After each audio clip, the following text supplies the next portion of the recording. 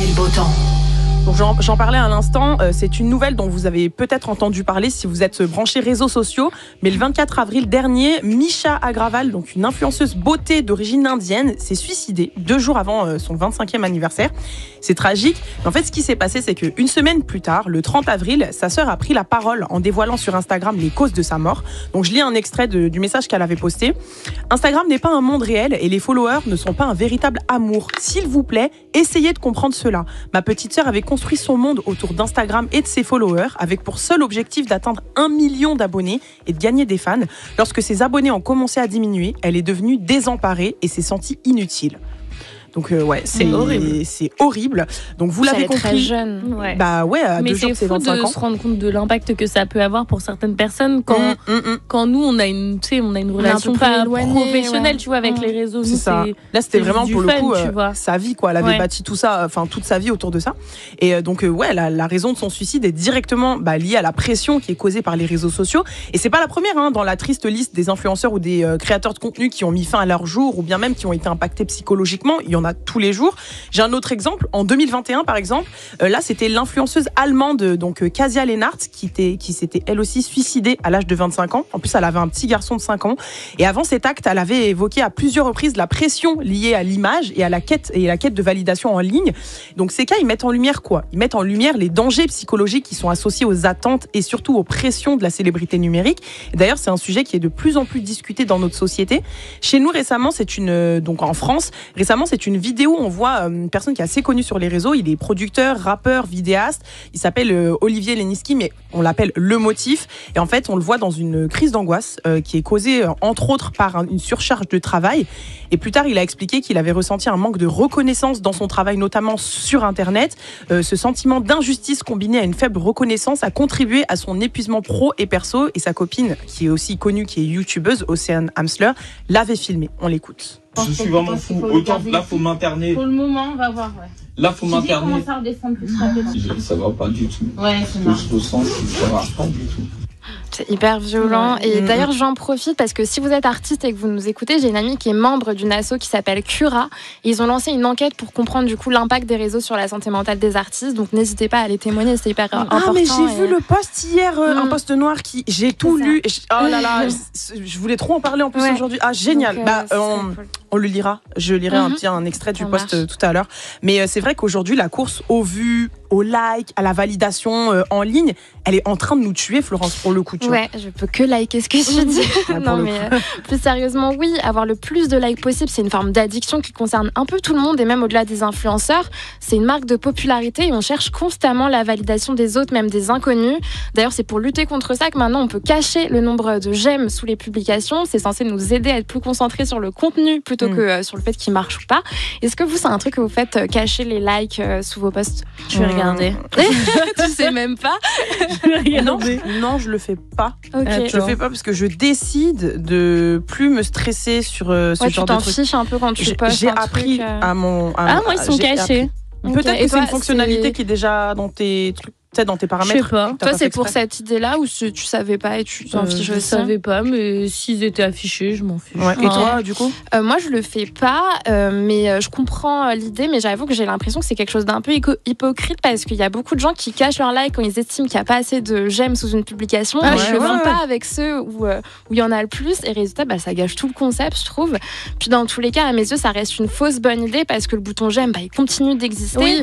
Et en même temps, c'est l'outil principal des algorithmes, donc ce serait compliqué de le supprimer totalement, mais masqué ou pas, c'est lui qui par essence est nocif, dans le sens où il repose sur un mécanisme psychologique qui s'appelle la boucle de rétroaction. En gros, c'est quelque chose qui se passe entre nous et nous, c'est plus on a de likes, plus on en veut, et moins on en a, plus notre estime de nous, elle baisse en fait. Ok, et c'est totalement subjectif, mais c'est en comparaison des autres en oui, plus. Toujours, c'est ça. Parfois, on change carrément nos publications pour tendre à plus de validation et donc booster notre ego numérique. Par exemple, pour certaines jeunes filles, ça peut être en mettant des photos plus sexy, quand d'autres vont jusqu'à s'inventer une vie. Il y a une étude qui dit quand même qu'il y a 1 jeune sur 2 qui adopte une fausse personnalité sur les réseaux sociaux. Est-ce que vous, les filles, ça vous est déjà arrivé de mentir ou bien d'enjoliver un peu vos quotidiens et tout pour... Non, ça sert à rien de mentir parce que... Après, ça dépend, c'est quoi? Genre, est-ce que tu montres que tes bons côtés sur les réseaux? Je pense que ça contribue parce qu'en soit. Moi, je vais pas mettre une photo où je suis moche, par exemple. Donc, ouais, mais tu n'es jamais moche. Exactement. C'est ça que tu voulais qu'on te dise en fait. Exactement. Oui, tu ne mens pas. Mini, Maxi Skinny, Mini Cooper. C'est ça en fait, j'ai compris la DA du jour. Mini. Ouais, mais après, je me dis aussi, c'est peut-être parce qu'on est adulte, parce que adolescente, je pense que j'aurais tellement pu mentir. Enfin, faire genre, je vais quelque part, ou j'en sais rien. Enfin, tu vois, les. Ouais, mais je comprends. Mais je pense, je pense que c'est l'âge qu'on a. Et aussi. C'est un peu décentralisé de nos vies. Enfin, c'est un accessoire en plus, les réseaux. C'est un truc pour s'amuser. On n'a pas à le prendre au sérieux. Donc, c'est peut-être aussi pour ça que ça nous impacte moins. Et après, moi, je me dis aussi, j'essaie d'être fidèle, mais à quel point je le suis à moi-même, vu qu'il y a aussi une dimension un peu pro. En fait, je peux pas non plus me permettre d'être 100% la flow de l'extérieur. C'est que nous, c'est pas la même chose. L'usage de nos réseaux sociaux, c'est clairement du pro. Donc c'est ça. Mais bon, après, par contre, il y a des moments où je me surprends quand même à vraiment vouloir afficher certaines choses. Sans doute parce que j'en suis fière ou que je trouve ça cool. Et rien que ça a questionné parce que ça rend forcément, ça montre en fait que c'est faussement sincère. Et ça me fait penser à cette mode de s'exposer en train de pleurer. Justement, les gens comprennent qu'afficher une vie parfaite, c'est plus qui touche les autres, alors qu'au contraire, la vulnérabilité, ça attise la compassion. On en pense quoi de ça Mais c'est vrai, hein. Par contre, il suffit juste que tu pousses un coup de gueule ou que tu pleures, mais même etc., là, la vidéo de crise d'angoisse. En fait, c'est hyper intime. Je pourrais jamais faire ça. Moi, en tout cas, je sais que c'est pas quelque chose que je ferais. En fait, et même quand tu pleures vraiment et que t'es très mal, t'as pas le réflexe d'être genre ok. Ouais, et même si je suis, admettons, en train de faire une vidéo, si je devais m'exprimer devant des gens et tout, et faire une vidéo et me filmer, si je vois que je suis en train de pleurer, j'arrête la vidéo ou je la sors jamais. Ouais. Une fois, ça m'est arrivé, mais genre je pleurais pas, j'étais grave émue. Parce que vous savez que moi je fais des stories face cam et tout sur mes réseaux sociaux, et je parlais en fait d'un, je sais pas si vous vous souvenez, ça c'était peut-être je crois il y a 2 ans, il y avait un monsieur qui était allé dans un parc et qui avait essayé de poignarder un enfant à Annecy. Je sais pas si vous en souvenez. Bref, c'était une dinguerie de fou et ça avait touché un enfant. Et comme je fais toujours des stories sur l'actualité, etc. et face cam, là j'étais trop émue, j'étais en mode c'est une dinguerie ce qui se passe parce que là je vous parle de l'actu. En fait, après j'ai pas pleuré tout, mais j'ai dit à mes abonnés, là j'avoue je suis grave émue, mais parce que c'est tellement inhumain. Mais après jamais de la vie, si j'avais pleuré quoi, j'aurais coupé le truc, tu vois. Même après les trucs trop intimes, moi c'est quelque chose qui me gêne. Genre je trouve ça mignon quand tu vois il y a des gens qui postent leur demande en mariage, leurs enfants, c'est trop intime, ça c'est trop la vie privée, leurs enfants, etc. Moi je suis en mode ok, je vais trouver ça mignon, mais je sais que de mon côté ça viendrait jamais. Moi ça me viendrait jamais à l'idée de poster. Enfin c'est le genre de truc que j'ai envie de partager avec ma famille, avec mes amis, les gens qui me connaissent dans la vraie vie, et pas avec tout le monde, tu vois. Mais moi trop privé. Mais pour moi ça manque un peu d'authenticité malgré tout, mais c'est aussi pour ça qu'on constate qu'en fait peu importe ce qu'on met en avant, dans tous les cas c'est une mise en scène. Qu'on fasse semblant d'être super heureuse ou qu'on soit chaotique, on crée notre identité en fonction de ce qu'on se raconte de nous et on partage nos vies pour nous prouver qu'on existe au final. Ce qui est parfois ridicule, c'est que en fait on s'en fait des montagnes alors que souvent on regarde plus notre propre story que les autres ne le font. C'est vrai. Et qu'est-ce qui peut en fait passer pour de l'assurance, du coup c'est plutôt tout l'inverse. Ouais, et selon les experts, en fait, plus une personne se sent isolée, plus elle va désirer une visibilité sociale. Ouais, et d'ailleurs, c'est quelque chose qui marche avec tout. Pendant mes recherches, je suis tombée sur d'autres études qui montrent que par exemple, plus une personne doute de son couple, plus elle va l'afficher sur les réseaux sociaux. Vrai. Et oui, après tu tombes des nues quand t'apprends des trucs de fou et tout. Ah ouais, et c'est fou parce qu'en fait, ça revient à instrumentaliser sa partenaire comme pour penser ses propres blessures narcissiques. Et ce qui est paradoxal, c'est qu'à l'inverse, beaucoup vivent mal de pas apparaître sur le profil de leur partenaire. Est-ce que pour vous, c'est un enjeu si vous êtes avec quelqu'un qui vous affiche ou inversement? Une seule phrase, vivons heureux, vivons cachés. Non, moi ça dépend du mec. Bon, déjà, j'aime pas les mecs qui s'exposent trop. Mais si c'est un mec qui s'expose de ouf, il expose toute sa vie, même son chien, son chat, machin. Et moi, même mon orteil, il est pas sur son Insta, je vais être en mode. Déjà, c'est un red flag, un mec qui s'expose trop. Ah oui, moi ça m'intéresse pas. Mais admettons. Mais non. Non, soit elle admet pas. Genre moi je sais que sur mes réseaux je posterais pas forcément, genre je ferais pas le genre de meuf à faire un post avec mon mec. Si demain je fais une story, il y a son bras à gauche, il passe, je m'en fous. Mais c'est vrai que souvent la démarche c'est plus pour le montrer que parce que t'es contente du moment en fait. En fait moi je pars du principe qu'il y a trop de jaloux, trop de trucs trop mauvais, trop de jaloux, petite story privée entre proches, entre gens qui se connaissent, etc. Mais à la vie, au monde entier, c'est trop dangereux. Vous avez vu ce qui s'est passé avec la femme de Nino là ?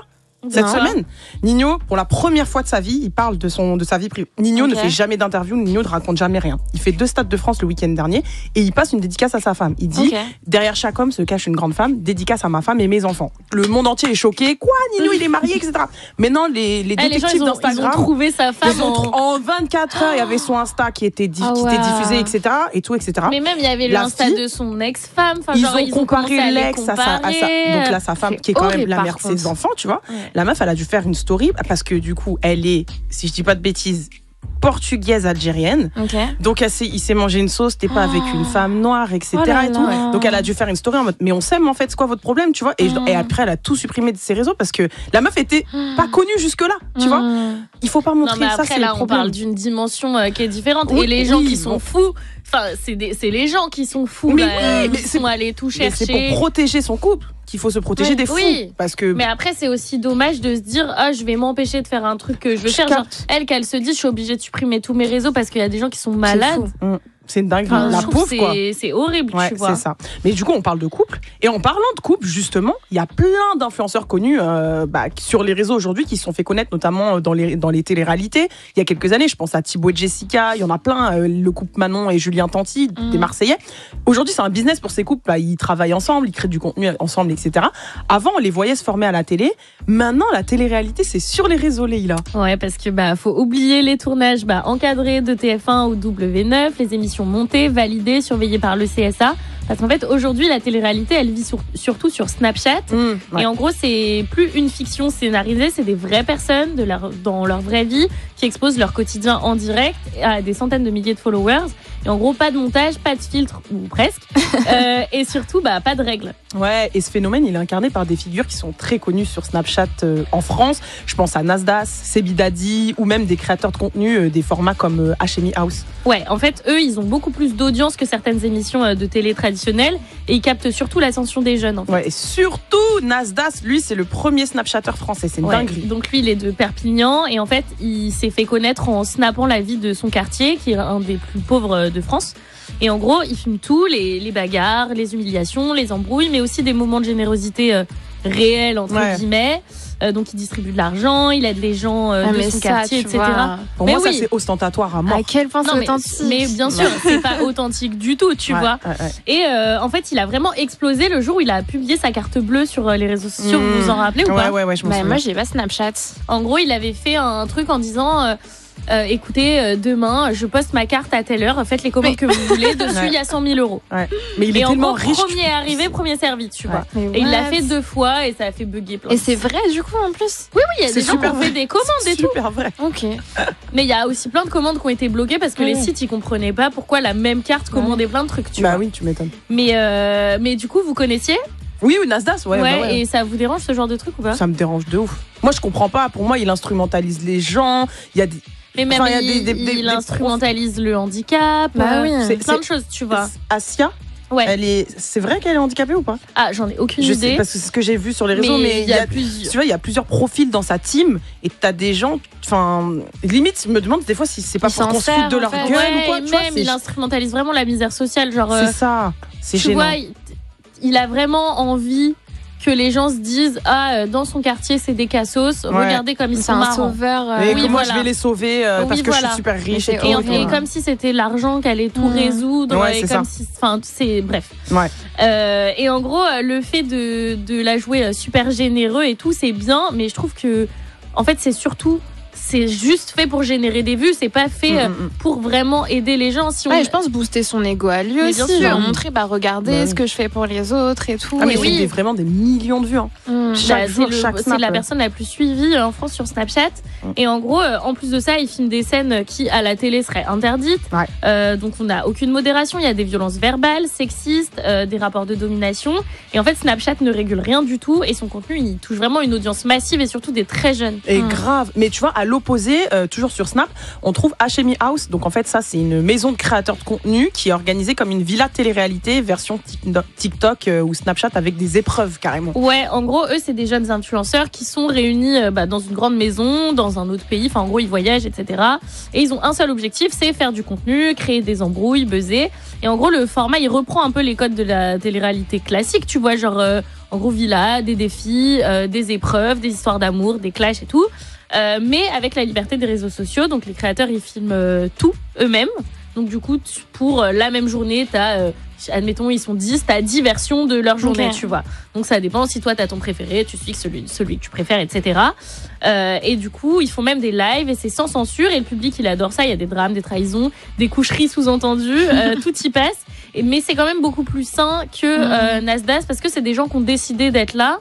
Ils se cachent pas de juste être ensemble pour créer du contenu et générer plus de vues. Et en plus, ça peut aussi un peu ressembler à genre des groupes de potes parce qu'on s'inspire tellement de la télé dans le langage, dans les embrouilles, machin. Et en fait, il y a plein de gens qui suivent ça comme on suivait nous Secret Story à l'époque, sauf que c'est disponible du coup 24h/24 sans montage et avec plein de points de vue différents. Il y a un autre mec sur Snap qui cartonne en France, c'est Sebi Daddy. Ouais. Bon, alors lui, c'est un ex-candidat de télé-réalité, donc il a fait Les Princes de l'amour, enfin ouais, que ça. Bref, et j'en passe.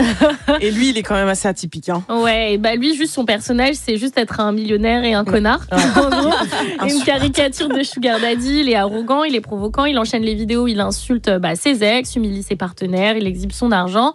Et en gros, sous prétexte d'humour, parfois assumé, un peu comme du second degré, et bah, Sebi Daddy normalise des discours sexistes, il entretient une image toxique des rapports hommes et femmes, et pourtant bah, il cartonne et ses stories, elles font des centaines de milliers de vues par jour. En fait. Ouais, mais pourquoi ça marche autant ? Bah déjà juste parce que c'est en accessibilité totale, il n'y a pas besoin de télé, pas besoin d'abonnement comme Netflix, etc. On a juste besoin d'avoir son téléphone, il y a une dizaine de stories par jour, voire plus, et même le langage est familier, c'est des gens de la vraie vie, il n'y a pas de filtre. Et en fait, ouais, c'est ça qui plaît. Non, mais le problème fondamental, en fait, moi, je pense que c'est vraiment l'absence de régulation, tu vois. Bah, c'est ça, parce qu'à la télé, on a le CSA qui encadre tout. Parce que même s'ils ne suppriment pas des scènes, on sait que tel programme est adapté à telle tranche d'âge, par exemple. Et ça éclaire juste un peu. Donc bref, ils encadrent tout. Je disais, les heures de diffusion, la protection des mineurs, les interdictions de certaines images. Alors que sur Snapchat, on n'a rien du tout. Et pas de signalement automatique, pas de vérification d'âge. Pas de modération proactive et en gros conséquence les créateurs ils savent qu'ils peuvent tout montrer ou presque ou au pire ça sera supprimé plus tard mais comme on sait sur internet il y a rien qui disparaît vraiment à part les meufs quand elles se dénudent. Ouais voilà c'est vrai et pour rester visible du coup ils doivent faire beaucoup plus que les autres, plus de clash, plus de trash et c'est une course au buzz où le contenu c'est le contenu le plus extrême qui gagne et en gros ce qu'il faut comprendre c'est que la télé-réalité Snapchat c'est plus de la télé et c'est plus vraiment de la télé-réalité, enfin de la réalité c'est ni de la télé ni de la réalité. Exactement, en fait. C'est juste un nouveau genre assez hybride, genre à mi-chemin entre le théâtre, le vlog, la performance marketing. Et du coup, les influenceurs, ils vivent pas normalement, ils vivent juste pour être filmés et pour créer du contenu et pour maintenir l'attention. Exactement, mais c'est toujours ça, c'est la course à celui qui fera le plus de trucs. Oui, c'est pour ça qu'il y a de plus en plus de trucs et ils font en sorte de s'étendre sur plein de plateformes. Là, il y avait eu un scandale avec Nasdaq. Il y avait une fille de la team Nasdaq, Asia, dont tu parlais. Tellement des scandales tous les jours avec eux que je sais pas duquel tu parles. En fait, pendant un live Twitch, elle a montré ses seins parce qu'il faisait le challenge en gros de la plus belle fille de la villa. Et elle, en fait, elle a pas prévenu, elle a retiré son t-shirt et du coup, ils ont été ban de Twitch ou je sais pas quoi. Mais pour te dire, genre, pour qu'on vote plus pour elle, elle s'est dit, ouais, mon visage suffira pas. Franchement, Flo, si t'as envie d'être outré, vas-y, mets Snap et regarde. Moi, la team Nasdaq, en vrai, ça me terrifie. Genre, moi aussi, le fait vraiment. qu'on se retrouve tous derrière nos écrans à humilier des gens, enfin, à regarder des gens qui on se fout de la gueule. Et même quand t'as pas, ça te paraît lunaire du coup d'entendre tout ça. Mais vraiment, c'est catastrophique. C'est vraiment l'apologie de rien. Genre, c'est. Mais au-delà de ça, c'est vraiment, le cirque, tu vois. Genre, il prend vraiment les gens pour des bêtes de foire. Et c'est limite, je ramène le plus atypique possible. Tu vois, genre, dans ma troupe, il me faut un nain, il me faut un handicapé. Non, c'est réel. Il me faut un obèse. Black Mirror, on dirait trop l'épisode avec les pubs où en fait le gars s'est inscrit sur un site pour avoir de la thune et genre il s'enlève une dent, il fait pour des vues. C'est clairement ça. Mais tu vois juste que Black Mirror, c'est un peu plus exacerbet et tout, mais c'est clairement ça. Franchement, ça fait tout à fait penser à ça. C'est vraiment. Enfin, même quand tu vois que. Il y a une petite, tu sais, c'était l'histoire bref, c'est une fille qui était escorte quand elle était petite et elle était mineure à ce moment-là et que tout le monde la slut shame alors que Enfin bref. Non, c'est des vrais gens aussi en fait. Enfin, voilà. Bah oui, c'est des vrais parcours de vie, tu vois. Ouais, avec la misère qui est montrée à son apogée, tu vois. 19h22, on est en direct, on est sur Move, on vous parle des réseaux sociaux, mais c'est aussi l'émission où on vous dit tout ce qu'on pense des sujets abordés. Green flag. Red flag. On va commencer par les red flags justement par rapport aux réseaux sociaux, à cette quête de validation, etc. Florence, je t'écoute.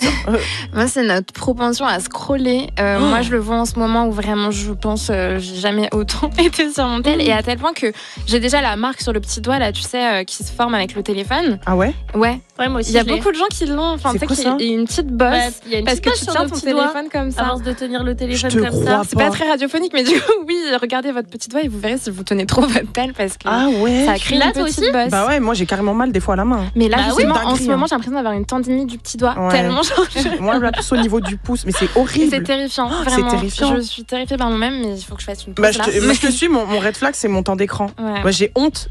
7 heures de moyenne. Mais je comprends. Et vous? Mais moi, à chaque fois, je me rassure. Ouais, moi, ça doit être 7 heures. Je me rassure en disant non, mais j'écoute tout le temps Spotify.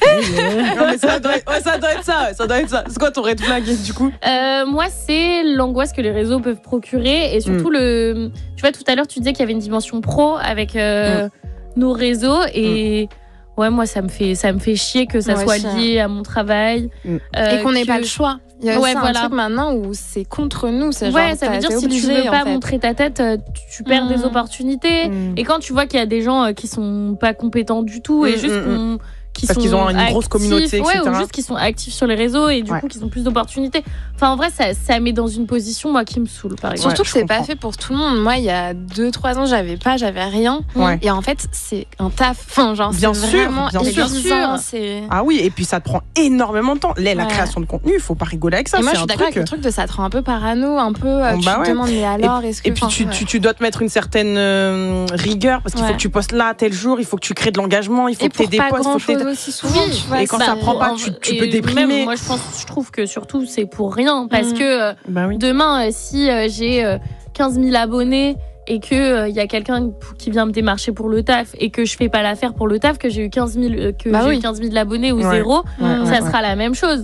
Bien sûr. Donc moi, c'est pour ça que je m'investis pas là-dedans. Mais c'est relou parce que quand tu lances un projet, en réalité, t'as pas le choix parce qu'aujourd'hui, ça passe par ça en premier. Et ce que tu disais tout à l'heure, c'est vrai. Parfois, t'as des gens, ils ont beaucoup plus de visibilité, alors qu'en réalité, toi aussi, tu fais un truc super cool et tout. Tu te dis, mais c'est pas juste mérite, en fait. Quoi. Et même maintenant, ce qui est fou, c'est que ça touche tous les métiers parce qu'on a tendance à croire que c'est des trucs artistiques. Mais je vois genre des plombiers qui font des pubs, c'est un peu drôle où d'un coup ils trébuchent sur un savon, ils sont genre regardez mon. Il faut juste que tu fasses un buzz et c'est bon, t'as une visibilité, ton business il décolle. Mais t'as pas d'engagement forcément aussi. C'est pour ça que c'est contradictoire. Il y a un truc de. Oui, et c'est pas parce que tu fais un pic de buzz sur une publication que ça va durer sur le long terme. Que les gens vont s'abonner. Peut-être que les gens ils vont juste liker ce truc-là. Carrément. Bon, il y a quand même des green flags, des trucs positifs dans l'utilisation des réseaux sociaux. Florence? Moi, c'est avec ce truc de pas protection, mais j'aime bien sur Instagram qui est quand même ce truc amis proches. Ouais, la fonction qui permet de partager quelque chose uniquement avec tes amis. Ouais. Et franchement, je trouve ça marrant parce qu'en plus, il y a plein d'usages possibles. Tu peux à la fois juste mettre les gens que tu connais, comme tu peux mettre tes amis très proches, comme tu peux mettre une personne. Tu fais une story pour que ou une personne soit la photo que tu avais envie de poster. C'est très marrant du coup parce que je trouve ça redynamise un peu le truc de à la base c'était quand même fait pour être un album photo avec tes amis et du coup je trouve ça cool qu'il y ait ça parce que ça te renvoie. Mais maintenant tu peux même poster en définitif en amis proches. Oui, c'est quand même cool parce que ça garde une forme de authenticité là. Ouais, d'intimité sur cette grande vague des réseaux. Et toi? Moi ça suit ce que tu dis. Là j'ai mis mon compte en privé depuis genre 1 mois et demi, 2 mois. Ma vie est trop cool. Tu te dis pas qu'il y a des gens malveillants qui viennent fouiller, regarder, machin? Ouais, moi c'est même pas histoire de fouiller, mais juste ça me fait chier de mettre une story et qu'il y ait des gens que je connaisse pas qui répondent ou qu'il y ait trop de gens que je connais pas qui regardent. J'ai fait un petit tri, ma vie est géniale, peut-être que je le remettrai en public. Ta santé mentale avant tout, ma belle. Voilà, si j'en ai besoin, mais en tout cas pour l'instant je kiffe. Et toi? Moi c'est le fait que ça nous permette de renouer avec des gens qu'on n'avait pas vus depuis longtemps, des gens à l'étranger, de la famille et tout ça. Par contre c'est trop cool parce qu'en fait tu peux parler avec je sais pas tes cousins cousines qui sont au bled et tout alors que tu les vois pas forcément tout le temps. Juste ça c'est cool et retrouver des gens qui ont compté pour toi quand t'étais plus jeune, etc. Et ça, pour le coup, les réseaux sociaux, c'est trop bien parce qu'il n'y a pas de frontières. Voilà. Ouais, mais tu peux vraiment enquêter. Ouais, pour le coup, tu peux stalker. Tu peux stalker, mais le stalk, je le vois pas d'un bon œil pour le coup. Ça, je trouve ça très, très commère, très curiosité mal placée, tu vois. Mais on stalke tous. Mais on stalke absolument tous. Ne mentez pas, même vous qui nous écoutez, vous stalkez.